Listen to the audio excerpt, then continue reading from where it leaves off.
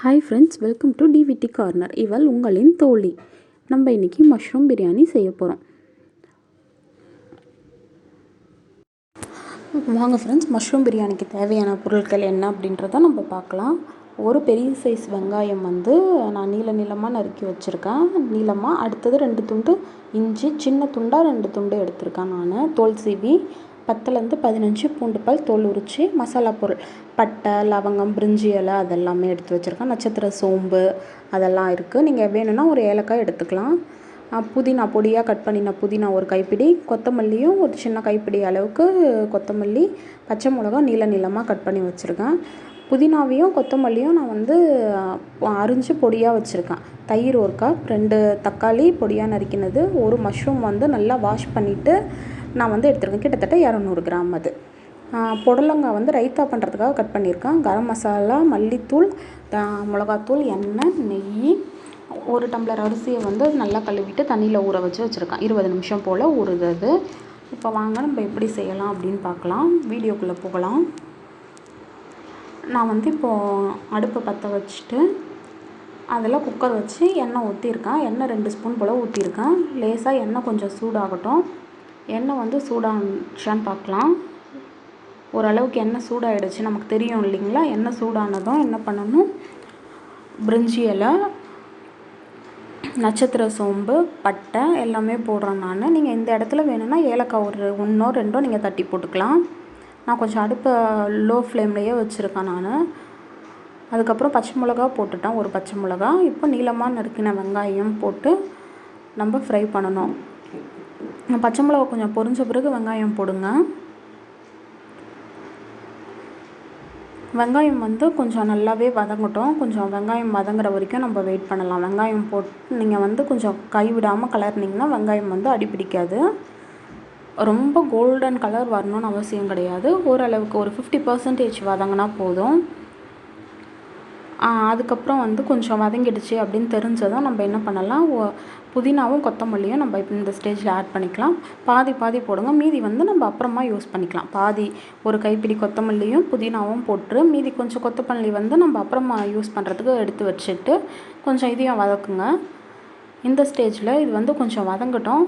புதினாவும் கொத்தமல்லியும் கொஞ்சம் வதங்கட்டும். அதுக்குள்ளே நம்ம என்ன பண்ணலாம், இஞ்சி பூண்டை நசுக்கிக்கணும். நம்ம இது கொஞ்சம் வதங்கினதும் எடுத்து நசுக்கிக்கலாம்.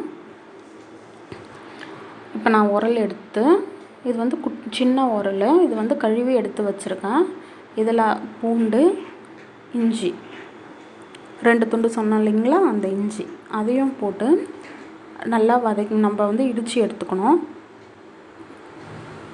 நமக்கு எப்படி வேணுமோ அந்தளவுக்கு நம்ம நல்லா இடித்து எடுத்தோம்னா வந்துடும். ரொம்ப டேஸ்ட்டாக இருக்கும். நீங்கள் மிக்சியில் அரைக்கிறத விட இந்த மாதிரி இடித்து போட்டிங்கன்னா டேஸ்ட்டாக இருக்கும். இப்போ இதிலேருந்து எடுத்துட்டு நம்ம கொஞ்சம் எடுத்து போடலாம். நான் கொஞ்சம் வச்சுட்டேன். எனக்கு காரம் போதும்னு தோணுச்சு, அதனால் நான் வச்சுட்டேன். உங்களுக்கு தேவைன்னா நீங்கள் ஃபுல்லாகவே போட்டுக்கலாம். நம்ம இஞ்சி பூண்டோட பச்சை வாசனை போகிற வரைக்கும் கொஞ்சம் ஃப்ரை பண்ணணும். நல்லா ஃப்ரை பண்ணிக்கோங்க. கொஞ்சம் கைவிடாமல் நீங்கள் வதக்குனிங்கன்னா அடி பிடிக்காது. நம்ம நெய் லாஸ்ட்டாக தான் ஆட் பண்ண போகிறோம். இப்போ ஆட் பண்ணலை. கொஞ்சம் எண்ணெயிலேயே இது ரொம்ப டேஸ்ட்டாக இருக்கும். இப்போ நான் தக்காளி 2 சொன்னோம் இல்லையா, அதில் ஒரு தக்காளியை ஆட் பண்ணுறேன். மிச்சம் ஒரு தக்காளி எடுத்து வச்சுருக்கேன். அது ஏன்னு அப்புறமா சொல்கிறேன். இப்போ நம்ம 2 தக்காளியை போட்டுட்டு நல்லா வதக்கிக்கணும். கொஞ்சம் தக்காளி வதங்கி வரும் இல்லைங்களா, இதுவாக ஆகும், மசிஞ்ச மாதிரி ஆகும் இல்லையா, அந்த ஸ்டேஜ் வர வரைக்கும் நம்ம வதக்கிக்கணும். வதக்கிட்டு நல்லாவே கொஞ்சம் நேரம் ஒரு 5 நிமிஷம் போல் வதக்குனிங்கன்னா நல்லா இருக்கும். இப்போ தெரியுதுங்களா, எடுத்து பார்த்தா தெரியும், கொஞ்சம் மசிஞ்ச மாதிரி இருக்கும் நமக்கு.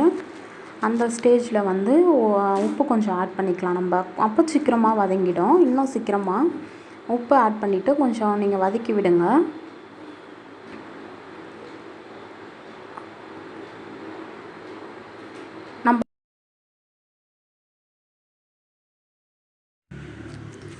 இப்போ நம்ம உப்பு ஆட் பண்ணி வதக்கிட்டுருக்கோம். கொஞ்சம் வதங்கின பிறகு நம்ம இந்த ஸ்டேஜில் என்ன பண்ணலாம், மசாலா பொருட்கள்லாம் ஆட் பண்ணிக்கலாம். 1 ஸ்பூன் மிளகாத்தூள் ஆட் பண்ணியிருக்கேன். தனி மிளகாத்தூள் ஆட் பண்ணியிருக்கேன். அடுத்தது நான் மிளகாத்தூளை விட அதிகமாக தனியாத்தூள் பார்த்திங்கன்னா தெரியும், கொஞ்சம் அதிகமாகவே எடுத்திருக்கேன். அதே 1 ஸ்பூன் தான் நான் அதிகமாக எடுத்து போட்டிருக்கேன். அடுத்தது கரம் மசாலா ஒரு 1/2 ஸ்பூன் போல் நான் இப்போ எடுத்திருக்கேன். அது போட்டிருக்கேன். போட்டுட்டு இப்போ இது வரைக்கும் நல்லா நம்ம வதக்கி விடணும். கொஞ்சம் அதோட பச்சை வாசனை போகணும். அது வரைக்கும் நம்ம வதக்கி விடணும். நல்லா வதக்குனிங்கன்னா தெரியும் உங்களுக்கு, கொஞ்சம் எண்ணெய் பிரிஞ்ச போல் வரும். அது வரைக்கும் நீங்கள் கொஞ்சம் கைவிடாமல் வதக்கிட்டுருக்கணும். மசாலா கருகாமல் பார்த்துக்கணும். மசாலா கருகிடுச்சுன்னா டேஸ்ட் நல்லா இருக்காது. நீங்கள் வந்து மசாலா வந்து கருகாமல் பார்த்துக்கணும். நான் இப்போ வதக்கிட்டு இந்த ஸ்டேஜில் வந்து தயிர் ஆட் பண்ணுறேன். தயிர் வந்து 1 ஸ்பூன் போல் நான் ஆட் பண்ணியிருக்கேன். உங்களுக்கு எவ்வளோ புளிப்பு தேவையோ அதுக்கேற்ற மாதிரி ஆட் பண்ணிக்கோங்க. புளிக்காத தயிராக இருந்தால் நல்லாயிருக்கும் டேஸ்ட்டு. ரொம்ப புளிச்சு போயும் ஆட் பண்ணாதீங்க. மீடியமாக இருக்க தயிர் ஆட் பண்ணி வதக்கிக்கோங்க. நல்லா இந்த மாதிரி வதக்கணும். வதக்கிட்டு கொஞ்சம் அது எண்ணெய் பிரிஞ்சு வர மாதிரி உங்களுக்கு தெரியும். பார்த்திங்கன்னா கொஞ்சம் நேரம் வதக்கிட்டு வெயிட் பண்ணுங்கள். எண்ணெய் லேசாக பிரிஞ்சு வரும். அந்த மாதிரி ஸ்டேஜ் வந்த பிறகு அந்த மாதிரி ஸ்டேஜ் வர வரைக்கும் நம்ம வந்து வதக்கி விடணும். இப்போ வந்து நான் என்ன பண்ணுறேன்னா மஷ்ரூம் ஆட் பண்ணுறேன். இப்போது இந்த ஸ்டேஜில் கொஞ்சம் எண்ணெய் பிரிஞ்சு வருது. இந்த ஸ்டேஜில் வந்து மஷ்ரூம் ஆட் பண்ணுறேன். நீங்கள் வந்து மஷ்ரூம் ஆட் பண்ண பிறகு வந்து ரொம்ப நேரம் வந்து வதக்கணும்னு அவசியம் கிடையாது. அதாவது அந்த எண்ணெய் தண்ணி வரும் அப்படின்லாம் சொல்லுவாங்க இல்லையா, மஷ்ரூம்லேருந்து அந்த ஸ்டேஜ் வரைக்கும்லாம் வதக்க வேண்டாம். ஜஸ்ட் மஷ்ரூமை போட்டுட்டு ஒரு வதக்கிட்டு மிச்சம் எடுத்து வச்சோம் இல்லையா, ஃபஸ்ட்டு ஒரு தக்காளி கொஞ்சம், அந்த தக்காளியும் இப்போ போட்டுட்டு நம்ம வதக்குறோம். அந்த 2 தக்காளி வந்து நீங்கள் தக்காளியும் மஷ்ரூமும் வந்து இந்த ஸ்டேஜில் கொஞ்சமாக வதக்கிட்டு இப்போ வந்து நீங்கள் தண்ணி ஊற்றிடுங்க உடனே. அதை வந்து நம்ம பார்க்கும்போது வந்து சூப்பராக இருக்கும் பிரியாணியில். அதுக்காக தான் நான் வந்து இந்த டம்ளரில் 1 டம்ளர் போல் அரிசி எடுத்திருக்கேன். அதுக்கு நான் வந்து இப்போது 1.5 டம்ளர் தண்ணி ஊற்ற போகிறேன். ஏன்னா வந்து மஷ்ரூம்லேருந்து கொஞ்சம் தண்ணி வரும். நம்ம வந்து இப்போ மஷ்ரூம்லேருந்து தண்ணியே வரல, கொதிக்க கொஞ்சம் அதுலேருந்து வேறு தண்ணி வரும். ஸோ நான் 1.5 டம்ளர் தான் ஆட் பண்ணுறேன். நீங்கள் உங்கள் அரிசிக்கு ஏற்ற போல் ஆட் பண்ணிக்கோங்க. இப்போ வந்து ஒரு கலரி விட்டுட்டேன் நான். தண்ணி போட்டு நீங்கள் வதக்கிட்டு கொஞ்சமாக கலரி விடுங்க. கலரி விட்டுட்டு இப்போ இந்த ஸ்டேஜில் வந்து நம்ம ஃபஸ்ட்டே வந்து கொஞ்சம் கொத்தமல்லியும் புதினாவும் எடுத்து வச்சுருந்தோம் இல்லையா, அதை வந்து இப்போ நம்ம தண்ணி கொஞ்சம் இப்போது அரிசி போட்டதும் தண்ணி லேசாக கொதி மாதிரி, இப்போ வந்து தண்ணி கொதி மாதிரி வருது இல்லைங்களா, இப்போ வந்து நம்ம அரிசியை போட்டுட்டு கொத்தமல்லியும் புதினாவும் எடுத்து இந்த ஸ்டேஜில் நம்ம ஆட் பண்ணிக்கணும். நான் வந்து அரிசியை வந்து கழுவி நல்லா எடுத்து வச்சுருக்கேன். தண்ணியிலேருந்து ஒரு 2 டைம் கழுவி தான் நான் ஊறவே வச்சுருக்கேன். இப்போ வந்து கொதி வருது. இப்போ வந்து நான் அரிசி இந்த ஸ்டேஜில் போடுறேன். அரிசி வந்து நீங்கள் எப்போவுமே தண்ணியில் தான் வைக்கணும். நீங்கள் தண்ணியிலேருந்து அரிசி எடுத்துடாதீங்க. எடுத்திங்கன்னா வந்து அரிசி வந்து பூத்த மாதிரி ஆகிடும், நல்லா வராது நமக்கு. இப்போ வந்து நான் அரிசி போட்டுட்டு ஒரு கலரிட போகிறேன். நான் கொஞ்சமாக கலரி விட்டுட்டு புதினா கொத்தமல்லி 2த்தையுமே ஆட் பண்ணுறேன். நான் ஃபஸ்ட்டு சொன்னேன் இல்லையா, நம்ம கொஞ்சம் எடுத்து வைக்கணும் அப்படின்ட்டு, அந்த புதினாவும் கொத்தமல்லியும் இந்த ஸ்டேஜில் ஆட் பண்ணுறேன். ஆட் பண்ணிவிட்டு நம்ம வந்து லேசாக கலரி விட்டுடலாம். ஒரு ஜஸ்ட்டு சும்மா கொஞ்சமாக நம்ம கலருவோம் இல்லையா, அந்த மாதிரி வந்து கலரி விட்டுடணும். கலரிட்டு இப்போ வந்து நான் என்ன பண்ணுறேன்னா உப்பு கரெக்டாக இருக்கா அப்படின்னு செக் பண்ணிக்கணும். நம்ம வந்து ஃபஸ்ட் டைம் தான் வந்து உப்பு போட்டோம், கொஞ்சமாக வதங்குறப்போ போட்டோம். அதுக்கப்புறம் நம்ம உப்பே ஆட் பண்ணலை. இப்போ வந்து எனக்கு வந்து உப்பு வந்து கொஞ்சம் கம்மியாக இருக்குது, அதனால் நான் வந்து உப்பு ஆட் பண்ணிக்கிட்டேன். நீங்கள் உங்களுக்கு பார்த்துட்டு உப்பு தேவைன்னா ஆட் பண்ணிக்கோங்க, தேவையில்லை அப்படின்னா நீங்கள் விட்டுடலாம். நான் உப்பு ஆட் பண்ணிட்டேன். அதுக்கப்புறம் வந்து நெய் வந்து 1 ஸ்பூன் ஆட் பண்ணணும்.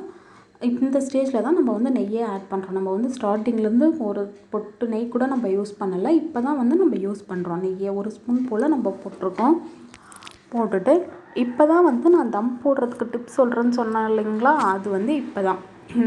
நீங்கள் குக்கரை வந்து விசில் போட்டு மூடுறீங்களா, குக்கர் வந்து மூடிட்டு விசிலே போடக்கூடாது. நம்ம வந்து எப்போவுமே விசில் போட்டு தானே வைப்போம். நீங்கள் விசில் போடாமல் லோ ஃப்ளேமில் வைக்கணும். ஃபஸ்ட்டு மெயின் திங், நம்ம குக்கர் இந்த மாதிரி மூடிட்டு லோ ஃப்ளேம், அடுப்பை வந்து நீங்கள் லோ ஆக்கிடணும். ரொம்ப லாஸ்ட்டாக லோ ஃப்ளேம் இருக்கும் இல்லையா, அந்த மாதிரி நம்ம அடுப்பை வந்து லோ ஃப்ளேமில் வச்சுட்டு விசிலே போடாமல் விட்டுட்டு நம்ம வந்து ஒரு டைமர்லேயோ இல்லை வந்து டைம்லேயோ வந்து நம்ம என்ன பண்ணலாம், டைம் வந்து ஆன் பண்ணி வச்சுக்கலாம். ஆன் பண்ணிவிட்டு ஒரு 10லேருந்து 13 நிமிஷம் வரைக்கும் கரெக்டாக இருக்கும் உங்களுக்கு. நான் வந்து இப்போ டைமர் ஆன் பண்ணிட்டேன், விசில் போடலை. விசில் போடாமல் டைமர் வந்து ஆன் பண்ணியிருக்கேன். நான் வந்து என்னோடய இதுக்கு வந்து 12 நிமிஷம் போல் விட போகிறேன். உங்களோட அரிசியை பொறுத்து நீங்கள் வந்து 12, 13 நிமிஷம் அந்த மாதிரி நீங்கள் வந்து ஸ்லோவில் வச்சிடலாம். இப்போ 12 நிமிஷம் ஆயிடுச்சு. இப்போ நான் வந்து என்ன பண்ணுறேன், அடுப்பை வந்து ஆஃப் பண்ணிடுறேன். அடுப்பை ஆஃப் பண்ணிவிட்டு இந்த ஸ்டேஜில் விசில் போடணும். அடுப்பை ஆஃப் பண்ணி விசில் போடுறேன் நான். நல்லா பாருங்க. இப்போ வந்து நான் வந்து எடுத்து தள்ளி வச்சிடுறேன் நான். வச்சுட்டு நம்மளுக்கு வந்து விசில் போகும் இல்லைங்களா, நம்ம அந்த ப்ரெஷர்லாம் இறங்கிடின பிறகு ஒரு 5 நிமிஷம் போல் ஆச்சுன்னா நம்ம ப்ரெஷர் வந்து இறங்கிடும். அதுக்கப்புறம் நம்ம எடுத்து ஓப்பன் பண்ணி பார்க்கலாம். இப்போ வந்து ப்ரெஷர் இறங்கிடுச்சு. நான் ஓப்பன் பண்ணுறேன். ரொம்ப சூப்பரான பிரியாணி, மஷ்ரூம் பிரியாணி நமக்கு ரெடி ஆகிடுச்சு. இந்த ரைஸ் பார்த்திங்களா, அப்படியே எவ்வளோ நீளமாக இருக்குது. நான் தக்காளி சொன்னேன் இல்லைங்களா, அது ரொம்ப அழகாக தெரியும் உங்களுக்கு. எவ்வளோ அழகாக அப்படியே மேலே நிற்கிது பாருங்கள். இந்த ஸ்டேஜில் வந்து நம்ம கலரி பாருங்கள். நீங்கள் அரிசி வந்து உடையவே உடையாது உங்களுக்கு. நல்ல நீளமாக மெல்லிஸாக சூப்பராக இருக்கும். டேஸ்ட்டும் வந்து ரொம்ப சூப்பராக இருக்கும்.